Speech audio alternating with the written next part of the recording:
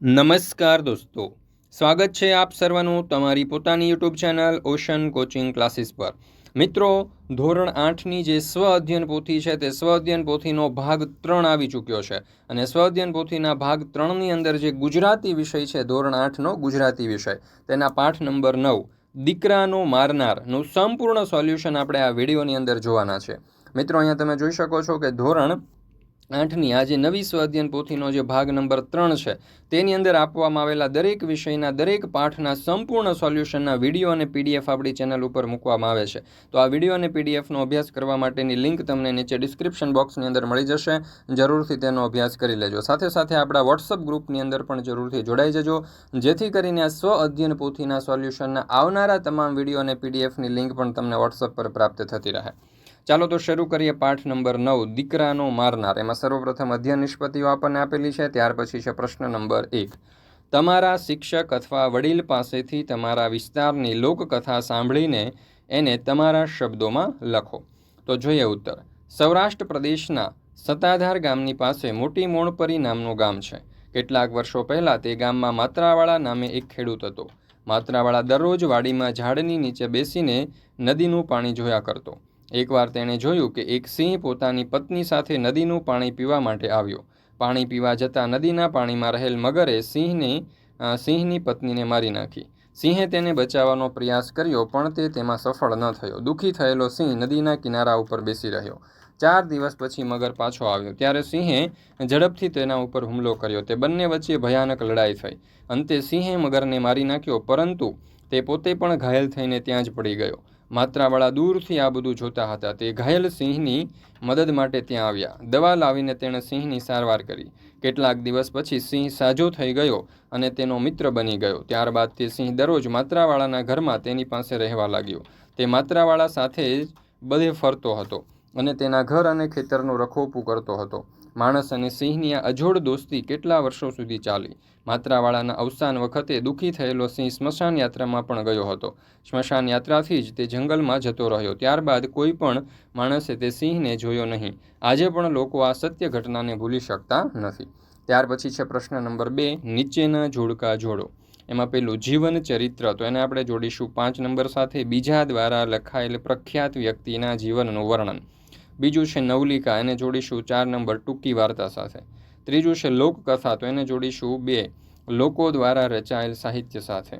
બૌદ્ધ કથા, એને જોડીશું 3 નંબર સાથે, જેમાંથી ઉપદેશ મળતો હોય તેવી કથા। અને આત્મકથા, એને જોડીશું 1 નંબર સાથે, પોતાના જીવન વિશેનું વર્ણન। ત્યાર પછી છે પ્રશ્ન નંબર 3, તમારા વિસ્તારમાં વપરાતી લોકબોલીના 5 શબ્દો લખી તેનું એક વાક્ય બનાવીને લખો। પહેલું છે શબ્દ, તો શબ્દ માટે અહીંયા આવશે હવાર। વાક્ય બનશે, હવારમાં લોકો ચા પીતા હોય છે। ત્યાર પછી શબ્દ છે દન। હવે દન માટેનું વાક્ય બનશે, દહ દન નેપાળમાં રજા છે। દન એટલે કે અહીંયા દિવસ। ત્યાર પછી ત્રીજું છે શેતર એટલે ખેતર। વાક્ય બનશે, રાજુ ખેતરમાં ગયો છે। ત્યાર પછી છે ડેલી, વાક્ય બનશે, દરબાર ડેલીમાં ઢોલિયો ઢાળી બેઠા હતા। પછી છે પિયાલો, તો વાક્ય બનશે, ઘોડે સવાર આખો પિયાલો ભરીને રસ પી ગયો। ત્યાર પછી છે પ્રશ્ન નંબર 4, અહીંયા કહ્યું છે કે દીકરાનો મારનાર એકમમાં પહેરવેશના નીચેના શબ્દો વપરાયેલા છે: ચોરણી, પાસાબંધી, કેડિયું, પછેડી અને પાઘડી। તમારા વિસ્તારના લોકોના પહેરવેશ વિશે 5 શબ્દ લખો। તો જુઓ, પહેરણ, જબ્ભો, પેન્ટ, ટી શર્ટ અને ખમીસ। ત્યાર પછી પ્રશ્ન નંબર 5, સંધિ છોડો। વિશ્વાનલ, તો વિશ્વાનલની સંધિ કંઈક આ પ્રમાણે આવશે, જુઓ, વિશ્વ વત્તા અનલ। જીતેન્દ્ર, તો અહીંયા આવશે જીત વત્તા ઇન્દ્ર। સપ્તર્ષિ, તો સપ્ત વત્તા ઋષિ। મનોહર, તો મનઃ પ્લસ હર। સજ્જન, તો સત વત્તા જન।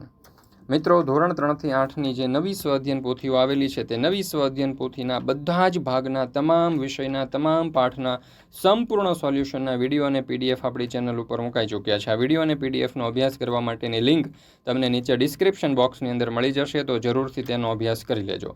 સાથે સાથે આપણા વોટ્સઅપ ગ્રુપની અંદર પણ જરૂરથી જોડાઈ જજો, જેથી કરીને આવનારા તમામ વિડીયો અને પીડીએફની લિંક, એટલે કે સ્વ અધ્યયન પોથીના વિડીયો અને પીડીએફની લિંક તમને વોટ્સઅપ પર પ્રાપ્ત થતી રહે।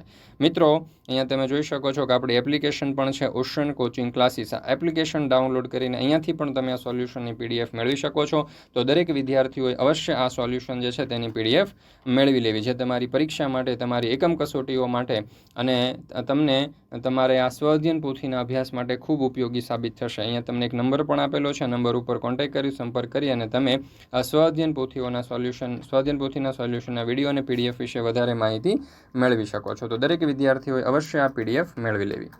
ત્યાર પછી છે પ્રશ્ન નંબર 6. નીચેના પ્રશ્નોના જવાબ આપો. એમાં પહેલો સવાલ, તમે ધૂળેટી કેવી રીતે ઉજવો છો? તો જવાબ, અમે ધૂળેટીના પર્વની ઉજવણી ખૂબ જ ધામધૂમથી કરીએ છીએ. સવારે હું અને મારા મિત્રો કુદરતી રંગો અને ગુલાલ એકબીજા ઉપર છાંટી આનંદ કરીએ છીએ. બપોર પછી અમે મારા પરિવાર સાથે ફાર્મ હાઉસ પર જઈ બાથમાં ધૂળેટી મનાવીએ છીએ. ત્યાર પછી બીજો સવાલ, રમતા રમતા તમારાથી અચાનક તમારા મિત્રને વાગી જાય તો તમે શું કરશો? રમતા રમતા અચાનક મારા મિત્રને વાગી જાય તો હું સર્વપ્રથમ તેની માફી માંગીશ, તેને વ્યવસ્થિત જગ્યાએ બેસાડીશ, તેને પ્રાથમિક સારવાર આપીશ, પાણી પીવડાવીશ, જરૂર પડે તો દવાખાને લઈ જઈશ અને તેને સાચવીને ઘરે મૂકી આવીશ. ત્યાર પછી ત્રીજો સવાલ, ધૂળેટીના તહેવારમાં ગુઠીઓ ઉઘરાવવામાં આવતી હતી. બીજા કયા કયા તહેવારે ફાળો ઉઘરાવવામાં આવે છે?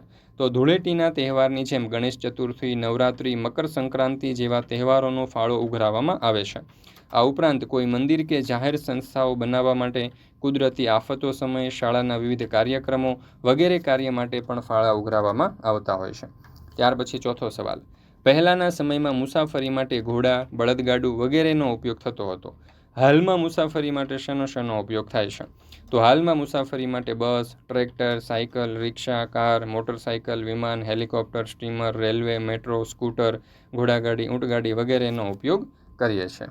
ચાલો, ત્યાર પછી છે પ્રશ્ન નંબર 7. નીચે આપેલા વાક્યમાંથી કયો ભાવ પ્રગટ થાય છે તે કૌંસમાં આપેલા શબ્દોમાંથી લખવાનું છે. જો અહીંયા કૌંસમાં સંવેદના, હર્ષ, ડર, ક્રોધ, ક્ષમા, ઉદારતા જેવા આપણને શબ્દો આપ્યા છે. એમાં પહેલું, આ મારી ઘોડી આપું છું, ચડીને ભાગવા માંડ, તો અહીંયા આવશે ઉદારતા. બીજું, તમારી એક ભૂલ હું માફ કરું છું, તો અહીંયા આવશે ક્ષમા. ત્રીજું, મેહુલની આંખો ગુસ્સાથી લાલચોળ થઈ ગઈ, તો અહીંયા જવાબ આવશે ક્રોધ. ચોથું, મનગમતું રમકડું મળતા નિશા આનંદથી નાચવા લાગી, તો જવાબ આવશે હર્ષ. અને પાંચમું, મને તરતા નથી આવડતું તેથી પાણીમાં જવાની મને બહુ બીક લાગે છે, તો જવાબ આવશે ડર. ત્યાર પછી છે પ્રશ્ન નંબર 8. નીચે આપેલા ખાનામાં જૂના સમયમાં વપરાતા શબ્દો આપેલા છે. તેની સામેના ખાનામાં હાલના સમયમાં વપરાતા શબ્દો લખો. જો મુસાફરી માટે જૂના સમયમાં ઘોડીનો ઉપયોગ થતો, તો હાલમાં કાર વપરાય છે. રક્ષણ માટે પહેલાં તલવાર વપરાતી હતી, આજે બંદૂક વપરાય છે. મનોરંજન માટે પહેલાં ડાયરાઓ થતા હતા, આજે ટીવી અથવા તો સિનેમાઓ છે. લોકોનું પ્રતિનિધિત્વ કરતી વ્યક્તિને પહેલાં રાજા કહેવામાં આવતી હતી, આજે પ્રધાનમંત્રી કહેવામાં આવે છે. ત્યાર પછી છે પ્રશ્ન નંબર 9. નીચે આપેલા ફકરામાં કૌંસમાંથી આપેલા શબ્દને યોગ્ય જગ્યાએ મૂકો.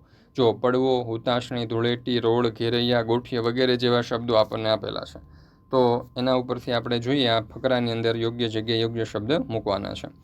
દર વર્ષે ફાગણ માસની પૂનમના દિવસે હોળીનો તહેવાર આવે છે. તેના પછીનો બીજો દિવસ એટલે ધૂળેટી, તો અહીંયા આવશે ધૂળેટી. હોળીના બીજા દિવસને ખાલી જગ્યા પણ કહેવામાં આવે છે, તો જવાબ આવશે પડવો. સૌરાષ્ટ્ર વિસ્તારમાં હોળીને ખાલી જગ્યા ઓળખવામાં આવે છે, તો હુતાશણી. ફાગણના ફાગ અને ધૂળેટી સાથે લોકો એકબીજાને ખાલી જગ્યા છે તો રોળે છે. અને બધા વિસ્તારોમાં ફરીને હોળી માટે ફાળો ઉઘરાવવામાં આવે છે, જેને ગોઠીએ પણ કહે છે.